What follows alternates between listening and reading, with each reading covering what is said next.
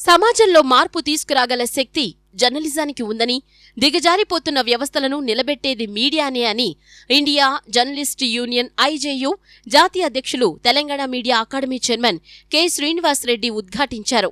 Andhra Pradesh working journalist union APUWJ ఆధ్వర్యంలో సార్వత్రిక ఎన్నికలు మీడియా పాత్ర అనే అంశంపై నిర్వహించిన సదస్సులో ఆయన ముఖ్య అతిథిగా పాల్గొని ప్రసంగించారు. ఏపీయూడబ్ల్యూజే రాష్ట్ర అధ్యక్షులు ఐవి సుబ్బారావు అధ్యక్షతన స్థానిక గాంధీనగర్లోని శ్రీరామ ఫంక్షన్ హాల్లో ఆదివారం ఈ సదస్సు జరిగింది.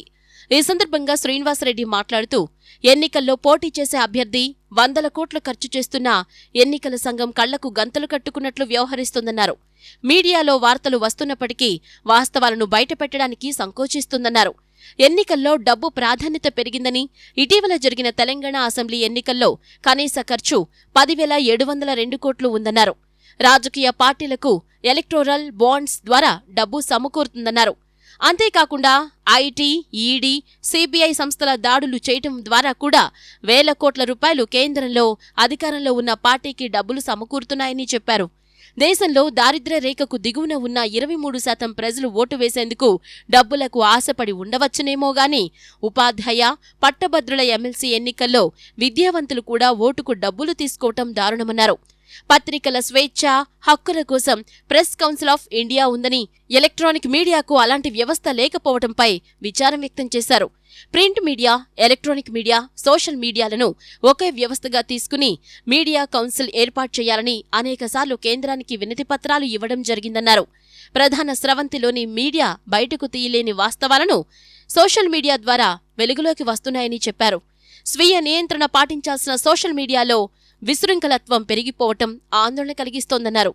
వర్కింగ్ జర్నలిస్టులకు ఉన్న చట్టాన్ని కేంద్రం రద్దు చేసి జర్నలిస్టులను మెడికల్ రిప్రజెంటేటివ్స్ కేటగిరీలో చేర్చిందన్నారు.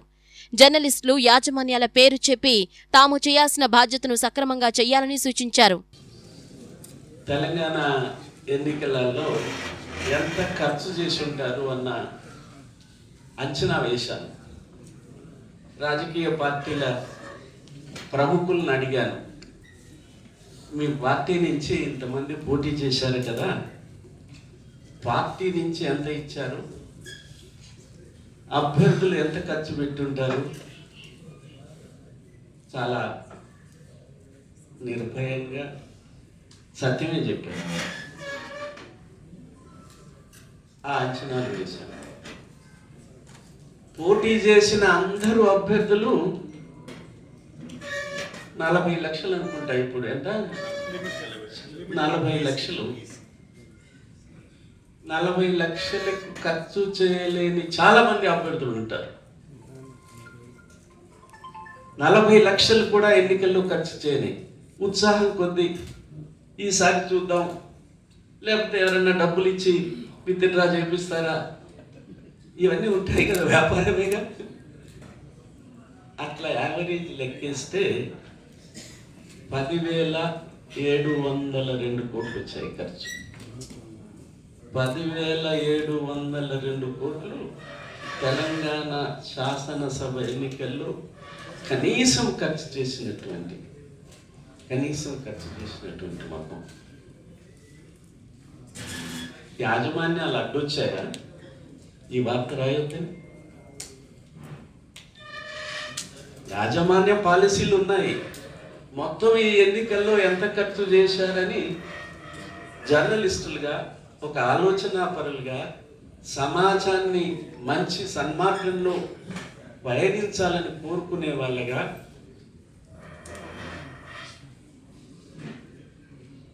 ఏ పేపరు అంచనా వేసి రాస్తే వద్దంటుందో చెప్పండి. విధానాలు ఉన్నాయి ఖచ్చితంగా. Every paper will have their own editorial policy. Policy లేకుండా పేపర్ నడపడం అంటే, ఇప్పుడు నడుస్తున్న ఈ పాలసీలు లేకుండా పేపర్లు, మీడియా ఇప్పుడు నడుస్తున్నాయి. ఏ పాలసీ ఉండదు. తెలంగాణలో ఎన్నికలు అయిపోయిన తర్వాత ప్రకటనలు వస్తున్నాయి.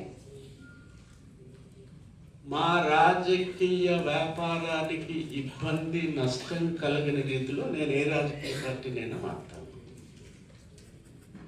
నా రాజకీయ నా నా వ్యాపారానికి ఇబ్బందులు కలగకుండా నేను ఏ రాజకీయ పార్టీకి నేను మాట్లాడాను. గెలిచిన ప్రముఖులు, ఓడిన ప్రముఖులు, అధికార పార్టీ నుంచి జంపు చేసిన వాళ్ళు, ఓడిపోయిన పార్టీ నుంచి ఏ పార్టీ బాగుంటుంది అని చెప్పి చేసే వాళ్ళు చేస్తున్న ప్రకటన. ఎన్నికలంటే ప్రజాస్వామ్యం అంటే వ్యాపారమా? వారు చెప్పితే మనం తలలోంచుకొని రాయటానికి వాస్తవం రాస్తాం, చెప్పింది రాస్తాం. క్లర్కులమ్మా మనమేమన్నా? క్లర్క్కి, ఉద్యోగికి యజమాని ఉన్నాడు. ఆ క్లర్కు 8 గంటల పని దినం ఆ క్లర్క్కి. ఆ క్లర్క్కి యజమాని చెప్పేటువంటి రాయటం ఆ క్లర్క్ ధర్మం, రూల్స్, సర్వీస్ రూల్స్. మనకి యాజమాన్య పరిధిలోనే కొంత ఎక్స్పోజ్ చేసి రాయగలిగలేమా? ఆలోచించండి. లక్ష్మణ్ రెడ్డి గారికి బదులు దాసి గారికి నిన్న నేను పత్రికలో చదివాను, మంచి సెమినార్ పెట్టారు ఎక్స్పెండిచర్ మీద. ఎన్నికల కమిషను 40 లక్షలు రాష్ట్రాల అసెంబ్లీల జనాభా ఓటర్ల ప్రాతిపదిక మీద మన రాష్ట్రానికి 40 లక్షలు నిర్ణయించింది. ఈ 40 లక్షలు ఖర్చు చేయలేని సమాజ సేవకుడు, 40 లక్షలు కూడా ఖర్చు చేయలేని సమాజ సేవకులు ఉన్నారు. 40 లక్షలు ఒక్క పూటనే నామినేషన్కు ఖర్చు చేసే ప్రముఖులు ఉన్నారు. ఓపెన్గా రాజకీయ పార్టీల నేతలు నిర్ణయాలు గైకొనే అధ్యక్షులు, కార్యదర్శులు, ఎవరైనా పార్టీకి సంబంధించిన వాళ్ళు వచ్చి చెప్తున్నారు కదా, అభ్యర్థులు వెళ్తే మీరు ఎన్ని ఖర్చు చేస్తారు? 30 కోట్లు ఖర్చు పెట్టగలరా? 20 కోట్లు ఖర్చు పెట్టగలరా అంటే, సార్ నేను ఒక 5 కోట్లు ఖర్చు పెట్టగలుగుతాను, నాకు సాధ్యంగా. మరి ఎట్లా? మేము 5 కోట్లు ఇస్తాము, సరిపోదు కదా, మరోసారి ఆలోచిద్దాం. అభ్యర్థుల నుంచి బాటంగా చెప్తున్నారుగా, మనకు వచ్చి చెప్తున్నారు కదా. ఇది చట్టం పరిమితి చేస్తుందా? 40 లక్షలే కదా. ప్రజలు, మనము రోజు చెప్తున్నాం కదా, 1000 రూపాయలు ఇస్తే ప్రత్యర్థి గెలుపుకు దగ్గరగా ఉన్నవాడు, పోటీదారైన వాడు 1500, 1100, ఇంకో 50 రూపాయలు లేకపోతే అంతైనా ఇవ్వాలా అన్న ఆలోచనతో ఉంటున్నారు కదా. మనకు తెలుసుగా యాజమాన్య వైఖరి వదిలేద్దాం, యాజమాన్య విధానం వదిలేద్దాం. రాయొద్దని చెప్తున్నాయా? మా అభ్యర్థులే పెడుతున్నారని చెప్తున్నారా వాళ్ళేమన్నా? ఇక మూడవది, న్యాయస్థానాలకు కళ్ళు లేవు. మీరు అందరికీ తెలుసు, న్యాయదేవతకు నల్లగుడ్డ కట్టి వెనక చూపిస్తుంటారు, చెవులే ఉంటాయి. ఎలక్షన్ కమిషన్ ఆఫ్ ఇండియా కూడా నల్లగుడ్డ కట్టేట్లుగా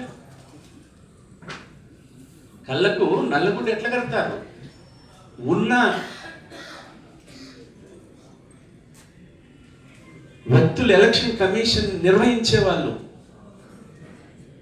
ఇవాళ నోటిఫికేషన్ వచ్చేసింది, ఆంక్షలు ఉన్నాయి, ప్రజాప్రభుత్వం విధానాలు తీసుకునే అవకాశం లేదు. May 13 polling, June 4 counting, June 6 restrictions ఎత్తేయటం, పాపులర్ ప్రభుత్వాన్ని సభను ఏర్పాటు చేయటం, కొత్త సభ ఏర్పాటు. ఈ 40, 50, 60, 70 రోజుల్లో పరిపాలన ఎలక్షన్ కమిషన్ ఆఫ్ ఇండియా దగ్గర యంత్రాంగం మొత్తం వాళ్ళ చేతిలో ఉన్నారు కదా. అధికార యంత్రాంగము, పోలీస్ యంత్రాంగము, ఇంటెలిజెన్స్ యంత్రాంగము రోడ్ల మీద వస్తుంటే ప్రత్యేక పోలీసు విభాగాలు పెట్టి తనిఖీలు చేయటం అంతా ఉంది కదా. పత్రికలు రాస్తున్నాయి కదా, కనీసం ఈ ఎన్నికల్లో ఈ శాసనసభలో 100 కోట్లైనా అభ్యర్థి ఖర్చు పెట్టే అవకాశాలు ఉన్నాయి, పత్రికలు కూడా రాస్తున్నాయి కదా. Why the election commission is not taking to cognizance of the reports? వాళ్ళ వేగుల వాళ్ళని, ఇంటెలిజెన్స్ వాళ్ళని ఆఫీసులకు పంపిస్తే ఖచ్చితంగా ఉంటారు. ఖచ్చితంగా అన్ని రాజకీయ పార్టీలకు ఎస్పీ వాళ్ళు, ఇంటెలిజెన్స్ వాళ్ళు తిరుగుతుంటారు. వాళ్ళని అడిగితే చెప్పరా మాకు ఇది ఏమిటి, ఏ పార్టీ ఎంత ఇస్తుంది? హాయిగా ఇస్తారు. అంటే ఎన్నికల కమిషన్ కూడా సబ్సర్వెన్సీ అయిపోయింది. ఎవరికి తర్వాత మాట. వాస్తవాలు చెప్పటానికి కళ్ళు మూసుకొని నిరాకరిస్తుంది, చెవులతో వినటానికి కూడా సిద్ధంగా లేదు. నా గుర్తు, విశాఖపట్నంలో ఆంధ్రప్రదేశ్ వర్కింగ్ జర్నలిస్ట్ యూనియన్ మహాసభ పెట్టాం. విజయభాస్కర్ రెడ్డి గారు ముఖ్యమంత్రి, డి శ్రీనివాస్ ఇన్ఫర్మేషన్ మినిస్టర్, మన మున్సిపల్ అడ్మినిస్ట్రేషన్ మినిస్టర్ ఇక్కడి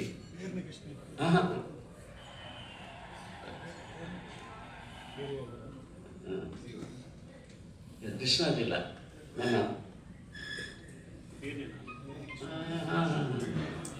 ఏమనుకోకపోతే ఎస్సీ కోనేరు రంగారావు గారు. కోనేరు రంగారావును కూర్చున్నారంట. నా పక్కన ముఖ్యమంత్రి గారు, ముఖ్యమంత్రి గారి పక్కన నేను కూర్చున్నాను. ఒక చిట్టి తీసుకొచ్చి ఇచ్చారు.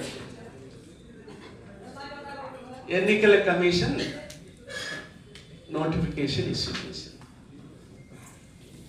అసెంబ్లీ, ఉమ్మడి రాష్ట్ర అసెంబ్లీ ఎన్నికలకు నోటిఫికేషన్ ఇష్యూ చేసింది. శ్రీనివాస్ చేశాను, ఎన్నికల కమిషన్ నోటిఫికేషన్ ఇష్యూ చేశాడు. నేను మామూలుగా నోటిఫికేషన్ కదా. అక్కడ ప్రెస్ క్లబ్కి ఫౌండేషన్ వేయాలి, 5 లక్షల రూపాయలు చెక్ ఇవ్వాలి. నేను రాను అన్నాడు. అదేంటి, అనౌన్స్ చేశాము, మనం చెక్ పట్టుకొచ్చాము, అక్కడ ఇవ్వాలా అంటే వాడు దుర్మార్గుడు, శేషన్ దుర్మార్గుడు, నా మీద పగబెట్టినట్టు ఉంటాడు, నేను రాను చెప్పి రానంటే రానంట. అప్పుడు మరి నువ్వే చేసేయన్నా, నేను చేయను అంటే రంగారావు గారు ఇన్ఫర్మేషన్ మినిస్టర్ని తీసుకెళ్ళి అక్కడ వాళ్ళకి 5 లక్షలు ఇచ్చి కొబ్బరికాయ కొట్టి, ఈనాడు పక్కనే స్థలం వచ్చింది. అప్పుడు ఎందుకు లేదు ఇప్పుడు భయం? ఎన్నికల కమిషన్ అంటే ఎవరికన్నా ఉందా అసలు భయం? రామకృష్ణ గారు సరికి లేదు. ఇన్స్టిట్యూషన్స్ ఈ రకంగా తయారైతే మనంగా ఫ్రీ అండ్ ఫెయిర్ ఎలక్షన్స్ రాజ్యాంగం చెప్పింది. 4th estate of the democracy రాయాల. నిజమే,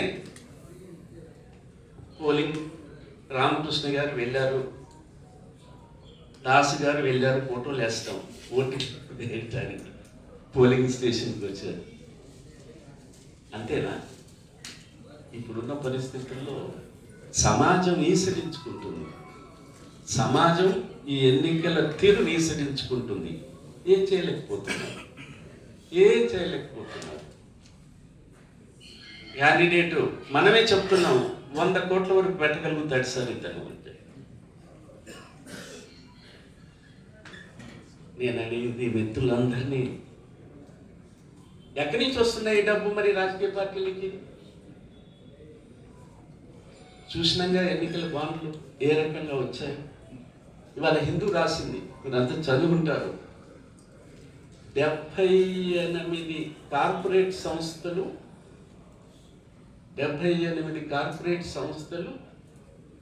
179 పనులకు,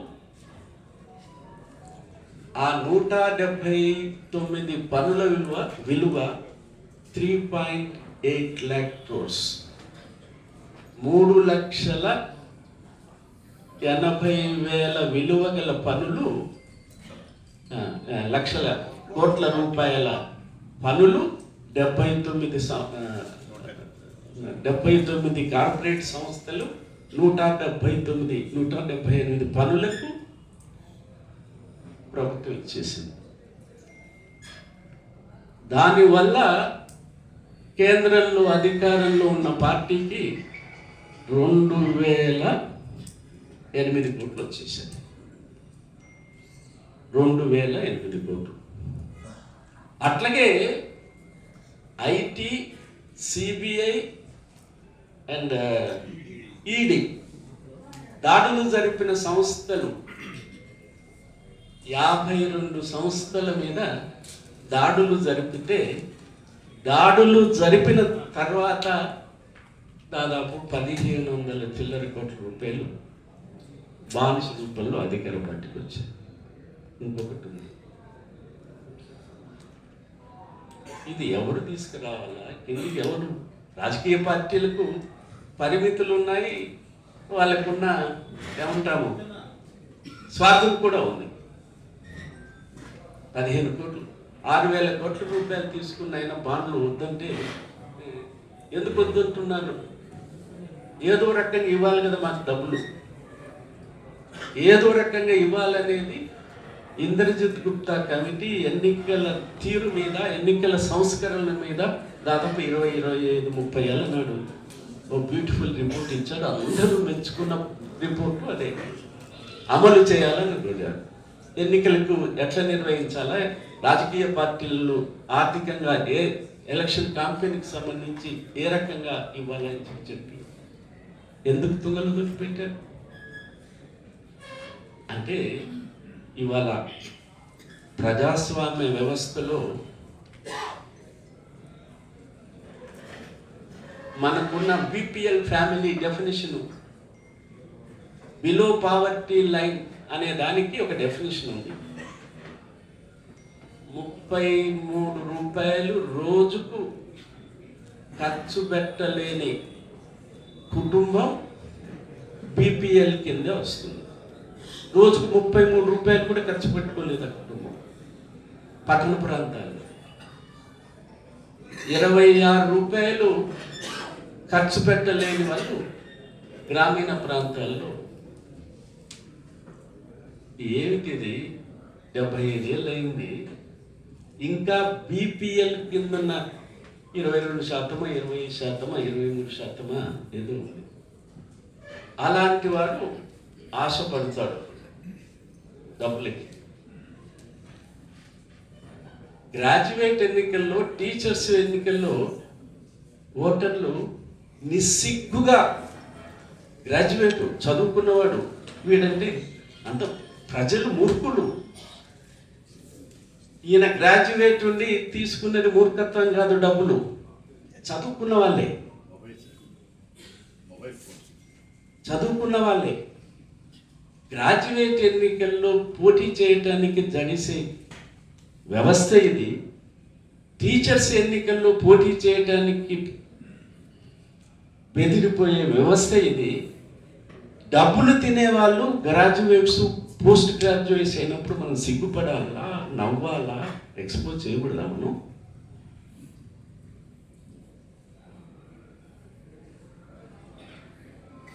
మీడియా ఎస్టాబ్లిష్మెంట్స్, మనమేమి మీడియా ఎస్టాబ్లిష్మెంట్ని నష్టాల్లో నడపండి, గాంధీ గారి మాధవ్ ఆంధ్రపత్రిక మాదిరిగాను, ఇంకొక పత్రిక మాదిరిగాను, కమ్యూనిస్ట్ పార్టీలు నిర్వహించే పత్రికల మాదిరిగాను నిర్వహించమని పెట్టుబడిదారులు పెట్టుబడి పెట్టే పత్రికలు కోరటలే.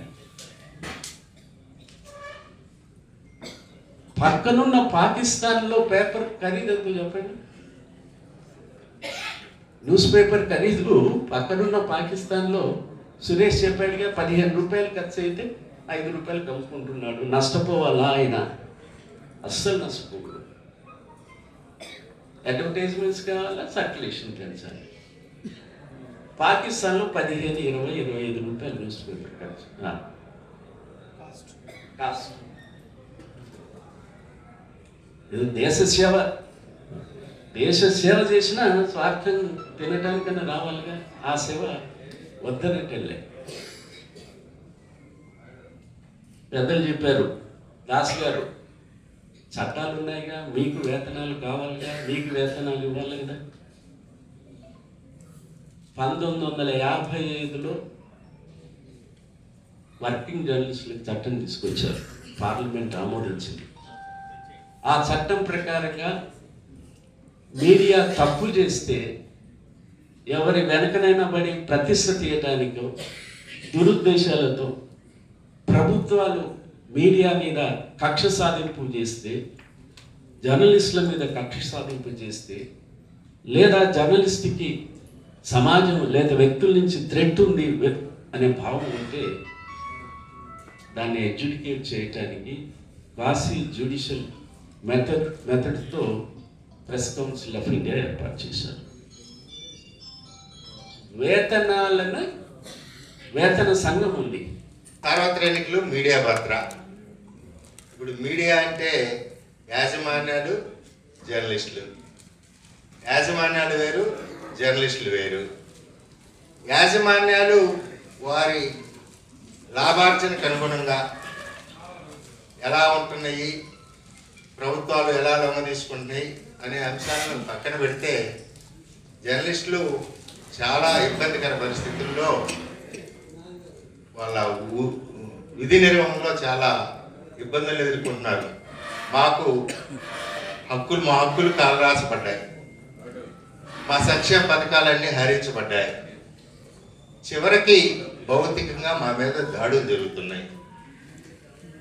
మన దేశ రాజకీయాల్లో ఎప్పుడూ లేని కొత్త వింత ఇప్పుడు ఆంధ్రప్రదేశ్ ఎన్నికల నేపథ్యంలో నెలకొంది.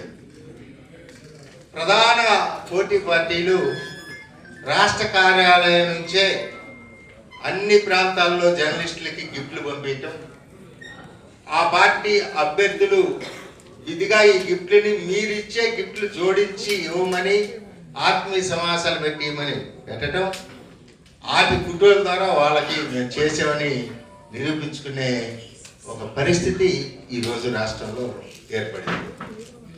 యాజమాన్యాల వైఖరికి అతీతంగా మేము చేయగలిగింది జర్నలిస్టులుగా చాలా ఉంది. వాటిని చేస్తూ సార్వత్రిక ఎన్నికల్లో మీడియా ఎలా పాల్గొనేది మీరు తెలియజేయాలి. ఈ రాష్ట్రంలో మేము చాలా ఇబ్బందికర పరిస్థితుల్లో ఫస్ట్ మా మీద కేసులు పెట్టారు. బడి బాగలేదని రాస్తే కేసు పెట్టారు. ఆ తర్వాత కార్యక్రమాలు వలసగా జరుగుతున్నాయని రాస్తే ఎస్సీ ఎస్టీ కేసులు పెట్టారు. ఉదాహరణలు కావాలంటే చాలా ఉన్నాయి. చివరికి సిఐడి కేసులు పెట్టారు మా మీద, జర్నలిస్టుల మీద, వివిధ రకాల జర్నలిస్టులు. దీంట్లో సోషల్ మీడియాలో ఉన్నారు, ప్రధాన పత్రికల్లో వాళ్ళు ఉన్నారు. ఒక పార్టీ వాళ్ళు ఒకరిని కొడితే ఒక పార్టీ వాళ్ళు ఇంకొకరిని ఎంపిక చేసుకొని పడుతున్నారు. ఇక్కడ విచిత్రం ఏంటంటే అందరూ యాజమాన్యాల విషయంలో అందరూ ఒకే రకంగా ముందుకు పోతున్నారు, పైకి మాట్లాడుకుంటున్నారు, ప్రధాన శత్రువులుగా మాట్లాడుకుంటున్నారు. రెండు యాజమాన్యాలలో ఒక సంస్థలో వేజిబోటు కోసం మేము సమ్మె చేస్తే ఈ విమర్శించుకునే రెండు యాజమాన్యం ఆ పత్రికని ప్రింట్ చేయడానికి సిద్ధపడింది. మా కాడికి వచ్చేసరికి కావట్లా.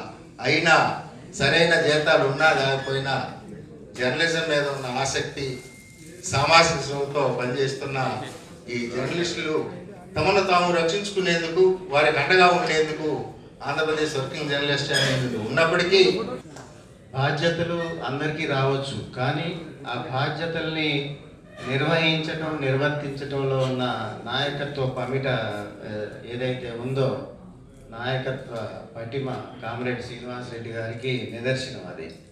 ఈరోజు భారతదేశంలో Andhra Pradesh union of working journalist స్థాపించి 68 సంవత్సరాలుగా జర్నలిస్టు సంక్షేమం కోసం పనిచేస్తూ ముందుకెళ్తూ భారతదేశంలో జర్నలిస్టులు ఈరోజు ఏదైనా ఒక లబ్ధి పొందుతున్నాడు ప్రభుత్వ పరంగా, సమస్యల మీద పోరాటం చేస్తున్నామంటే పెద్దలు శ్రీనివాసరెడ్డి గారు లాంటి అగ్రనాయకత్వం. ఆ రోజు మాణికొండ చలపతిరావు గారి తర్వాత వారి ఆశయాల్ని భారతదేశంలో ముందుకు తీసుకెళ్తూ ఉద్యమాన్ని ఉద్యమిస్తున్న అగ్రనాయకుల్లో పెద్దలు కామ్రేడ్ శ్రీనివాసరెడ్డి గారు. అటువంటి మన అగ్రనేతకి తెలంగాణ మీడియా అకాడమీ చైర్మన్గా రావడం హర్షిస్తూ ఉన్నాను. అదేవిధంగా గ్రామీణ స్థాయి విలేకరులకి ఒక అక్రిడేషన్ కావాలన్నా రాష్ట్రంలో, ఉమ్మడి రాష్ట్రంలో ప్రెస్ క్లబ్లు ఉండాలని కానీ, లేదంటే యూనియన్కి సంబంధించిన బిల్డింగ్లు ఉండాలని కానీ, దాని ద్వారా జర్నలిస్టులు అక్కడ కూర్చుని పనిచేస్తున్న వ్యవస్థీకరించుకుని ముందుకు పోయే పరిస్థితి ఉందంటే పెద్దలు శ్రీనివాసరెడ్డి గారి సేవలు చెప్పుకోదగ్గవి. దాన్ని గణనీయంగా మనం కొలుసుకునే పరిస్థితి ఉంటుంది. అటువంటి మనకి అగ్రనాయకులు ఉండబట్టే ఈరోజు అక్కడ తెలంగాణలో TUWJ ఉన్నా, ఆంధ్రాలో APWJ ఉన్నా ఒక పటిష్టంగా ముందుకు పోతా ఉన్నాం. అంటే దశాబ్దాలుగా 40-50 సంవత్సరాలుగా APWJలో జిల్లాల్లో పనిచేస్తున్న అగ్రనాయకత్వం ఈ రోజుకి మనకి ఉంది. అంటే ఆ మూలాలన్నీ తెచ్చిన ఘనత పెద్దలు శ్రీనివాసరెడ్డి గారు లాంటి అగ్రనాయకత్వంతో అది సాధ్యమవుతూ ఉంది. ఈరోజు ఏ సమస్య మీదైనా మనం స్పందించాలి అంటే ఒక సీనియర్ జర్నలిస్టు అంకబాబు గారికి ఓ రోజు CID ద్వారా ఒక సమస్య ఏర్పడిందంటే రాత్రిపూట 8:30-9 మనం పిలిపిస్తే తెల్లారి ఉదయం 10 రాష్ట్రంలో 80 ప్రాంతాల్లో మనం ఆందోళన కొనసాగించాం. 150 ప్రాంతాల్లో దాని మీద రిప్రజెంటేషన్స్ దానికి సంబంధించి స్పందించి ఇవ్వగలిగిన నాయకత్వం ఆంధ్రప్రదేశ్ యూనియన్ ఆఫ్ వర్కింగ్ జర్నలిస్ట్కి ఉంది. ఈరోజు అటువంటి నాయకత్వాన్ని, అటువంటి సంఘాన్ని మనకిచ్చి మనం ముందుకు తీసుకెళ్తూ జర్నలిస్టుల సంక్షేమం కోసం సమస్యల మీద, అదేవిధంగా యాజమాన్యాలు, ప్రభుత్వాలు, జర్నలిస్టులు, ఇటువంటి అనేక అంశాల మీద మనం గత 68 సంవత్సరాలుగా ముందుకు పోతున్నామంటే ఇటువంటి పెద్దల నాయకత్వంలోనే అది సాధ్యమైంది. The major chunk of media is betraying the trust of people. ప్రజలు మీడియా మీద పెట్టుకున్న నమ్మకాన్ని, విశ్వాసాన్ని ఒమ్ము చేస్తాము. ఇన్ఫార్మ్డ్ ఓటర్ మాత్రమే సరైన క్యాండిడేట్ ఎన్నుకోగలడు. A person who is well informed can pick up a good candidate. మనం ఆ పని చేస్తున్నామా? అది ఒక పవిత్రమైన బాధ్యత. ఆ పవిత్రమైన బాధ్యతను మనం నిర్వర్తిస్తున్నామా? నిర్వర్తించడం లేదు అనేది నా అభిప్రాయం, నా నిశ్చిత అభిప్రాయం. దీనికి దారి ఏమిటి? మనకు కనపడదు. దారి కూడా ఉంది. క్రౌడ్ ఫండింగ్ తోటి వస్తున్న electronic media, digital media channels వస్తుంది, డిజిటల్ మీడియా పోర్టల్స్ వస్తుంది. ఇవి దీనికి దారి. ఇవి ఉండే కొద్దీ దే విల్ గెయిన్ గ్రౌండ్, అందులో అనుమానం లేదు. ఈ తరహా పేవాళ్ళు ఉన్నాయి. ఇప్పుడు మనం చూస్తే వెస్టర్న్ కంట్రీస్లో పెద్ద పెద్ద పేపర్లు ప్రింట్ ఎడిషన్ తీసేసి డిజిటల్ ఎడిషన్లోకి వచ్చేసి ఒక పేవాలు పెడతాయి. అంటే ఈ వాంట్ టు రీడ్, మీరు దాన్ని చదవాలనుకుంటే ₹5 కట్టాలి మీరు online. That is the best way. ఆ తరహా మీడియా వచ్చి ప్రజలకి ఆ మీడియా ఏం చేయాలో, ప్రజల కోసం వాళ్ళు ఏం చేయాలో అది చేస్తేనే నిష్కృతి. ఈ లోపు మెయిన్ స్ట్రీమ్ మీడియా మనందరి నమ్మకాన్ని అతి తీవ్రంగా, అతి దారుణంగా, అత్యంత దుర్మార్గంగా, అత్యంత నీచంగా బొమ్ము చేస్తూనే ఉంటుంది. దాన్ని ఎదుర్కొనేందుకు మరీ దారులు ఎత్తుదాము. మార్చి 23 భగత్ సింగ్ వర్ధంతి సందర్భంగా ఇండియన్ జర్నలిస్ట్ యూనియన్ దేశవ్యాప్తంగా ఒక 3 ప్రధాన డిమాండ్ల మీద సేవ్ జర్నలిజం అనే పేరుతో డిమాండ్స్ డే ఒకటి కండక్ట్ చేశాం. నిన్న ఆంధ్రప్రదేశ్లో 19 జిల్లాల్లో 60-70 కేంద్రాల్లో జర్నలిస్టులు ఈ డిమాండ్స్ అన్నింటినీ కూడా ఒక పక్కన ప్రభుత్వ అధికారులకి, ఇంకో పక్కన కంటెస్టింగ్ క్యాండిడేట్స్కి, అలాగే రాజకీయ పార్టీల నాయకులకి వినతి పత్రాలు ఇవ్వడం జరిగింది. అందులో 3 డిమాండ్స్ ఉన్నాయి. ఒకటి, మీడియా కమిషన్ ఏర్పాటు చేయాలని ఒకటి, జర్నలిస్టుల భద్రతకి ప్రత్యేక చట్టం చేయాలని ఒకటి, జర్నలిస్టుల వేతనాలకు సంబంధించి వేజ్ బోర్డు 2007లో వేశారు, అప్పటి నుంచి వేయలేదు కాబట్టి వేజ్ బోర్డు వేయాలని. ఈ 3 ప్రధానం. ఆంధ్రప్రదేశ్లో మేము జర్నలిస్ట్ మేనిఫెస్టోని కూడా తయారు చేసి దాన్ని కూడా అన్ని రాజకీయ పార్టీల ప్రధాన నాయకులకి ఇప్పటికే అందజేశాం, రాష్ట్ర అధ్యక్షులకే డైరెక్ట్గా. ఇందులో ఈరోజు టాపిక్ మీడియా కమిషన్కి దీనికి రిలేషన్ ఉంది. ఎందుకంటే మన దేశంలో మీడియాలో ఇన్వెస్ట్మెంట్, దాని స్వభావం, దాని గురించి కూడా మనం ఆలోచించాలి. ఇప్పుడు 3 లక్షల కోట్ల రూపాయల ఇన్వెస్ట్మెంట్ మీడియా రంగంలో ఉంది మొత్తం దేశంలో. రాబోయే ఇంకో 3-4 సంవత్సరాల్లో ఇది రెట్టింపు అవుతుంది, 5 నుంచి 6 లక్షల కోట్లు అవుతుంది. ఇంత డబ్బు పెట్టిన తర్వాత దీని మీద ఆధిపత్యం ఎవరి చేతిలో ఉంది అంటే 86%, అంటే ఈ 3 లక్షల కోట్ల స్పేస్ ఏదైతే ఉందో మీడియా స్పేస్ అంటే డబ్బుని నేను స్పేస్లో చెప్తున్నాను.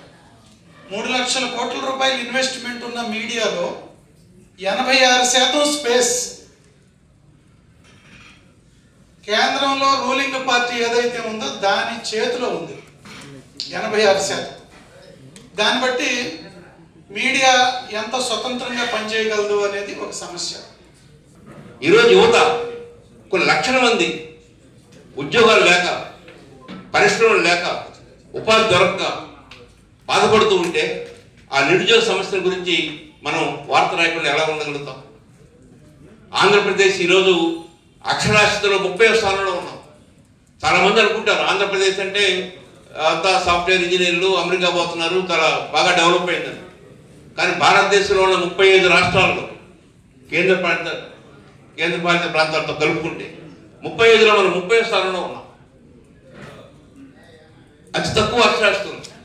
మేము ఆనాడు 1990లో అక్షరాస్యత ఉద్యమం నడపడం వలన ఆనాడే 17% పెంచగలిగాం. అయినా కూడా ఆ తర్వాత అదొక ఉద్యమంగా ముందుకు వెళ్ళలేకపోయింది. మద్యం అనేది ఆంధ్రప్రదేశ్లో అతి ప్రధానమైన వనరుగా మారిపోయింది. నేను 40 సంవత్సరాల నుంచి మద్యానికి వ్యతిరేకంగా పోరాడుతూ ఉండేవాడు. నాకు అర్థమైంది ఏంటంటే దాదాపు అన్ని పార్టీలకి ఎన్నికల్లో డబ్బుతో గెలుద్దాం అనుకున్న అన్ని పార్టీలకి ఏకైక లక్ష్యం ఈ సమాజంలో పేదరికం ఉండాలి. పేదరికం ఉండాలంటే ఒకటే మార్గం, అందరినీ మత్తులో ఉంచడం, వచ్చిన ఆదాయం వచ్చినట్టుగా ఆ రోజు ఖర్చు పెట్టినట్టు చేయాలి. అందువల్ల మద్యానికి మించిన మరొక సాధనం లేదు పేదరికాన్ని పెంచడానికి. పేదరికం ఉంటేనే మనం ఎన్నికల్లో ఇచ్చే 2,000 రూపాయలు 3,000 రూపాయల నోటికి ఆకర్షణ ఉంటుంది. నేను యువతను చాలా మందిని అడిగాను, మీకు ఎప్పుడు మద్యం అలవాటైంది? పలానా ఎన్నికల్లో 15 రోజుల పాటు ఉచితంగా మద్యం అవ్వటం వలన అప్పుడు అలవాటైందని చెప్తున్నారు. సుమారు 5-6% మంది యువత వాళ్ళకి అలవాటైంది ఎన్నికల సమయం. నేను మనం ఒక చిన్న లెక్క వేస్తే ఒక 1000 రూపాయలు తీసుకుంటే 5 సంవత్సరాలకు 1000 రూపాయలు తీసుకుంటే ఒక ఓటుకి రోజుకి 54 పైసలు వస్తుంది. అంటే 5 సంవత్సరాలకి 1000 రూపాయలు అయితే సంవత్సరానికి 200 రూపాయలు అయితే రోజుకి 54 పైసలు వస్తుంది. అంటే 54 పైసలకి మన ఆత్మగౌరవాన్ని, మన ఓటుని, మన పవిత్రమైన ఓటుని అమ్ముకుంటున్నామా అని ఇట్లాంటి విషయాలు మనం మీడియా ద్వారా జనంలోకి తీసుకెళ్లాల్సిన అవసరం. రేపు 2,000 రూపాయలు చేసినా అది ₹1.04 అవుతుంది. 3,000 రూపాయలు చేస్తే ₹1.62 అవుతుంది. ₹1.62 ఈ సమాజంలో దొరికే వస్తువు ఏది లేదు. సో ఇలాంటి విషయాలు మనం పదే మీడియా ద్వారా తెలియజేయాల్సిన అవసరం ఉంది. తెలంగాణ మీడియా అకాడమీ చైర్మన్ గా బాధ్యతలు చేపట్టి తొలిసారి విజయవాడకు వచ్చిన కె. శ్రీనివాసరెడ్డిని జర్నలిస్టు సంఘాలు, ప్రజా సంఘాల ప్రతినిధులు ఘనంగా సన్మానించారు. వీరితో పాటు విజయవాడ నగరంలోని వివిధ ప్రజా సంఘాల ప్రతినిధులు శ్రీనివాసరెడ్డిని ఆత్మీయంగా సత్కరించారు. ఈ సందర్భంగా సి. రాఘవాచారి రాసిన సంపాదకీయాల 3వ సంపుటి రాజ్యాంగం, న్యాయస్థానాలు, చట్టసభలు పుస్తకాన్ని సి. రాఘవాచారి ట్రస్ట్ సభ్యులు బి. జమందర్, అక్కినేని చంద్రరావు శ్రీనివాసరెడ్డికి అందించారు.